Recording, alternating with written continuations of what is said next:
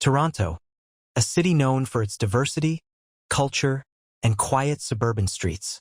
But beneath that calm surface lies a violent undercurrent, one shaped by gang rivalries and territorial disputes that have claimed far too many young lives. This is the story of Mitchell Celise, a young man who unknowingly walked into the wrong neighborhood, wearing the wrong color, and paid for it with his life, and of Chael Mills and Lavare Williams, two men accused of carrying out a gang-motivated execution that shook Eglinton West to its core. The murder of Mitchell Celise, Toronto's Gangland tragedy. It was a summer evening on Winona Drive, near Eglinton Avenue West. An area police say was controlled by a gang known as the MOB Clique, a subset of the Vaughan Road Bloods, or VRB. They were part of the so-called Blood Nation, known for wearing red.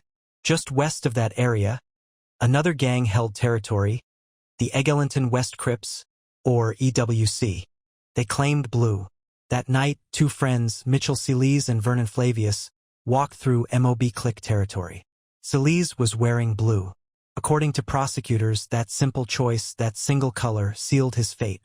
As Celise and Flavius walked, a young woman approached and asked if Celise was SK. He seemed puzzled, replying, "How do you know my name?" Moments later, two men emerged. Flavius described them only as the big guy and the little guy.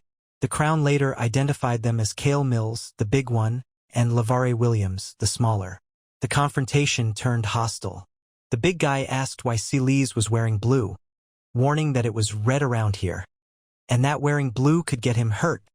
When Celise denied being SK and said he was S, the tension broke. Flavius noticed the big guy's hand drift toward his waist, a clear sign he was armed.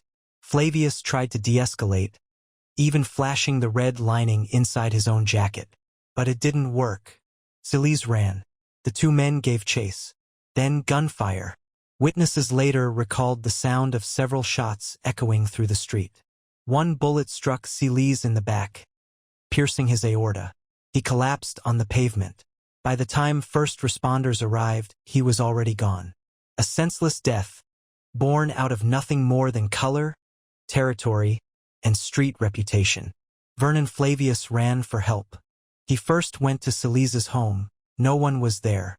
Desperate, he turned to a neighbor, who let him use the phone to call Celise's family. Then, something strange happened. That neighbor pulled up YouTube videos. Videos that appeared to show local men flashing gang signs, brandishing weapons, and rapping about life in their neighborhood. Flavius pointed at the screen. He recognized one of them immediately, the big guy.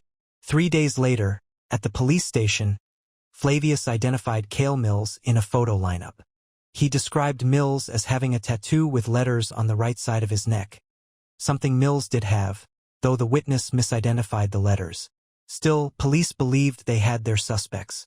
Chael Mills was charged with first-degree murder, accused of killing Mitchell Celise for the benefit of, at the direction of, or in association with a criminal organization. Lavare Williams was charged with second-degree murder, accused of aiding and abetting the crime. During the trial, the Crown presented handwritten rap lyrics found among Mills' belongings. Lyrics they said glorified gang life. They also called a Toronto Police Service gang expert to explain the structure and symbolism of groups like the VRB and the MOB Clique. But not everything went smoothly. Part of the officer's cross-examination couldn't be transcribed due to a recording issue. A strange twist in an already complex trial. Still, the jury delivered their verdicts. Guilty as charged. Mills received an automatic life sentence with no parole eligibility for 25 years. Williams also received a life sentence with parole eligibility after 15 years, though the jury recommended 10. Chael Mills appealed his conviction, arguing that evidence and procedure at trial were flawed. But for the family of Mitchell Celise, no ruling could undo what happened on that summer evening. A young man shot in the back for nothing more than a color blue. Gang rivalries, identity, and pride. They've taken too many lives in cities across Canada. And while justice may have been served in the courtroom, the scars left on families, friends, and communities may never fully heal. In a world divided by colors, it's the gray areas that destroy us.